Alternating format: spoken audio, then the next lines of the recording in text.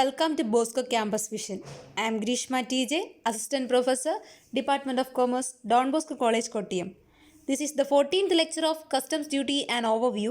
In today's lecture, we are discussing about Anti-Dumping Duty.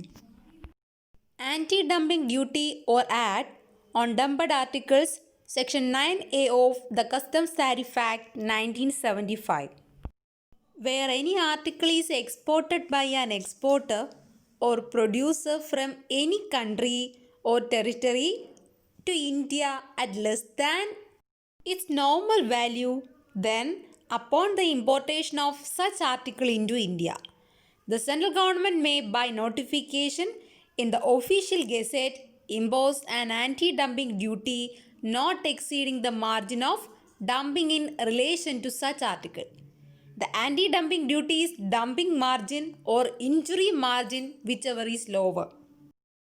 ഏതെങ്കിലും ഒരു article ഏതെങ്കിലും ഒരു രാജ്യത്ത് നിന്നോ അല്ലെങ്കിൽ ഇന്ത്യയിലെ ഏതെങ്കിലും പ്രദേശത്ത് നിന്നോ ഒരു എക്സ്പോർട്ടർ അല്ലെങ്കിൽ ഒരു പ്രൊഡ്യൂസർ എക്സ്പോർട്ട് ചെയ്യുന്നിടത്ത് അത്തരം ആർട്ടിക്കിൾ ഇന്ത്യയിലേക്ക് ഇറക്കുമതി ചെയ്യുമ്പോൾ സെൻട്രൽ ഗവൺമെൻറ് ഒഫീഷ്യൽ ഗസറ്റിൽ നോട്ടിഫൈ ചെയ്തിരിക്കുന്ന പ്രകാരം ആൻറ്റി ഡംപിംഗ് ഡ്യൂട്ടി ഇമ്പോസ് ചെയ്യും.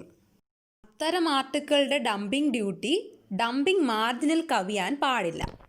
ഡംപിംഗ് മാർജിനോ ഇഞ്ചുറി മാർജിനോ ഉണ്ടെങ്കിൽ അതിൽ ഏറ്റവും ലോവസ്റ്റ് ആയിരിക്കും ആൻറ്റി ഡംപിംഗ് ഡ്യൂട്ടി എന്ന് പറയുന്നത്. Dumping is the process of unloading a load of goods into a foreign market at much lower than market value.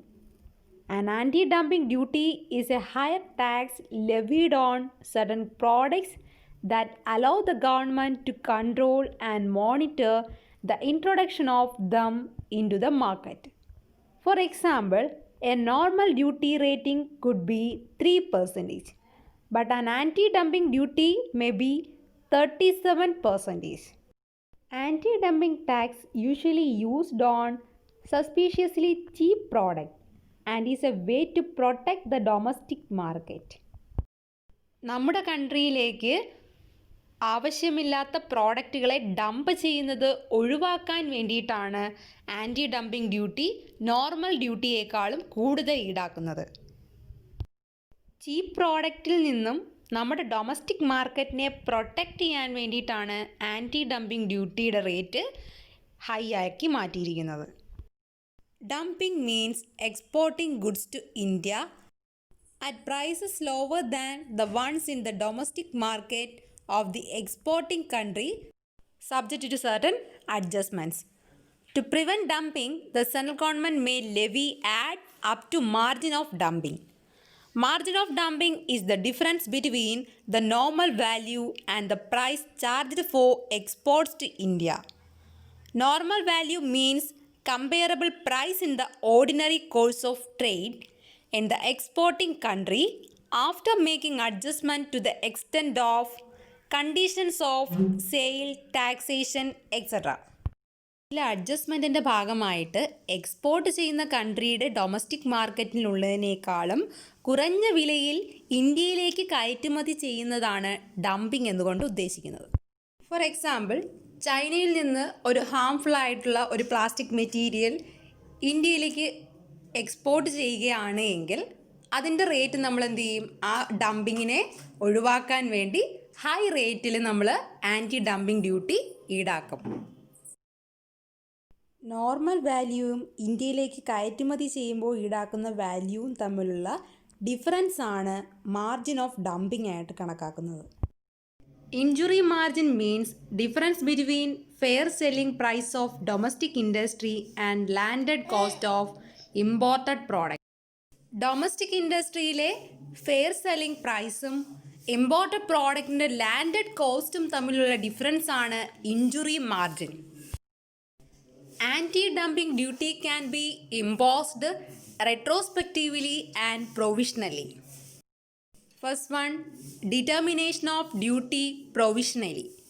The central government may, pending the determination in accordance with the provisions of this section and the rules made thereunder of the normal value and the margin of dumping in relation to any article impose on the importation of such article into India an anti-dumping duty on the basis of a provisional estimate of such value and margin, and if such anti-dumping duty exceeds the margin as so determined. ഇമ്പോർട്ട് ചെയ്ത ആർട്ടിക്കിളുമായിട്ട് ബന്ധപ്പെട്ട് margin of ഡംപിങ്ങും normal വാല്യൂവും central government തീർച്ചപ്പെടുത്തിയിട്ടില്ല. ഇമ്പോർട്ട് ചെയ്തിരിക്കുന്ന ഗുഡ്സിന് ആൻറ്റി ഡംപിങ് ഡ്യൂട്ടി ഈടാക്കുന്നത് എസ്റ്റിമേറ്റഡ് വാല്യൂവിൻ്റെയും മാർജിൻ്റെയും ബേസിസിലായിരിക്കും. ആൻറ്റി ഡംപിങ് ഡ്യൂട്ടി മാർജിന് എക്സീഡ് ചെയ്യാൻ പാടില്ല. The central government shall, having regard to such determination, and as soon as may be after such determination, reduce such anti-dumping duty, and refund shall be made of so much of the anti-dumping duty which has been collected as is in excess of the anti-dumping duty as so reduced. Central government anti dumping ഡ്യൂട്ടിയെക്കുറിച്ച് ഒരു determination നടത്തിയിട്ടുണ്ട് എങ്കിൽ ചിലപ്പോൾ ആ ഡിറ്റർമിനേഷന് ശേഷവും anti dumping duty reduce ചെയ്യുന്നതിനെക്കുറിച്ച് central ഗവൺമെൻറ്റിന് ചിന്തിക്കാം. അങ്ങനെ central government anti dumping duty കുറയ്ക്കുകയാണ് എങ്കിൽ അഡീഷണലായിട്ട് കളക്ട് ചെയ്ത ആൻറ്റി ഡംപിങ് ഡ്യൂട്ടി റീഫണ്ട് ചെയ്യുന്നതായിരിക്കും. Second one, determination of duty retrospectively. If the central government in respect of the dumped article under inquiry is of the opinion that there is a history of dumping which caused injury, or that the importer was or should have been aware that the exporter practices dumping and that such dumping would cause injury. ഇൻക്വയറിയിൽ ഇരിക്കുന്ന ആർട്ടിക്കിളിനെ പറ്റി, dumped ആർട്ടിക്കിളിനെ പറ്റി central government അഭിപ്രായപ്പെടുകയാണ് എങ്കിൽ ഇഞ്ചുറിക്ക് കാരണമായ ആർട്ടിക്കിളാണ് dump ചെയ്യുന്നത് എങ്കിൽ exporter ആ പ്രാക്ടീസസിനെ aware ആയിരിക്കണം. Dump ചെയ്യാൻ പോകുന്ന ആർട്ടിക്കിൾ ഇഞ്ചുറി നൽകുന്നതാണ് എന്ന് അവെയർ ആയിരിക്കണം.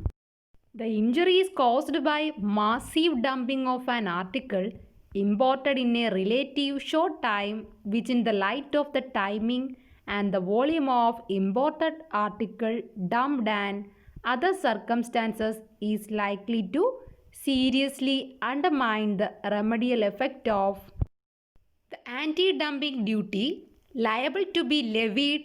The central government may, by notification in the official gazette, levy anti-dumping duty retrospectively from a date prior to the date of imposition of anti-dumping duty, but not beyond 90 days from the date of notification, and notwithstanding anything contained in any other law for the time being in force, such duty shall be payable at such rate and from such date may be specified in the notification.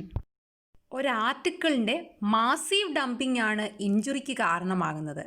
അത് ഒരു short പീരീഡിൽ ഒരുപാട് dumping ഉണ്ടാവുകയും അതിൻ്റെ remedial effect എന്താണ് എന്ന് അറിയാതിരിക്കുകയും ആ anti dumping കൂടുതൽ ലെവി ചെയ്യാൻ ലയബിൾ ആവുകയും ചെയ്യുന്നു. സെൻട്രൽ ഗവൺമെൻറ് അതിൻ്റെ ഒഫീഷ്യൽ ഗസറ്റിൽ നോട്ടിഫൈ ചെയ്തിരിക്കും ആൻറ്റി ഡംപിങ് ഡ്യൂട്ടിയെ കുറിച്ചിട്ടുള്ളത്. നോട്ടിഫിക്കേഷൻ വന്ന് വിത്തിൻ 90 ഡേയ്സിൽ ആൻറ്റി ഡംപിങ് ഡ്യൂട്ടിയെ കുറിച്ച് മുൻകൂട്ടി അറിയാവുന്നതാണ്. അതിൻ്റെ റേറ്റും ഡേറ്റും എല്ലാം നോട്ടിഫിക്കേഷനിൽ സ്പെസിഫൈ ചെയ്തിരിക്കും. Then period of duty.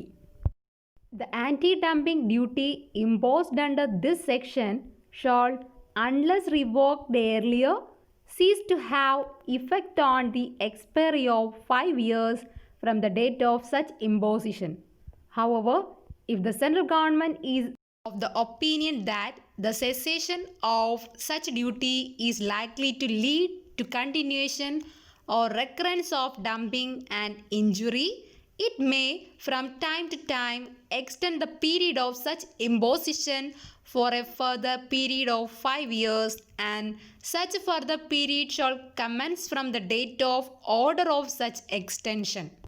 Where a review initiated before the expiry of the aforesaid period of 5 years has not come to a conclusion Before such expiry, the anti-dumping duty may continue to remain in force pending the outcome of such a review for a further period not exceeding 1 year. ഈ section പ്രകാരം anti dumping duty റദ്ദാക്കിയിട്ടില്ല എങ്കിൽ അത് impose ചെയ്തു തുടങ്ങിയ തീയതി മുതൽ 5 വർഷത്തേക്ക് കാലാവധി ഉണ്ടായിരിക്കും. ഈ പറഞ്ഞ 5 വർഷത്തെ കാലാവധി എക്സ്പയർ ആയിട്ടില്ല എങ്കിൽ അത് 1 വർഷത്തേക്ക് കൂടി പ്രാബല്യത്തിൽ തുടരാം. Okay, this is all for today's session. Thank you for listening.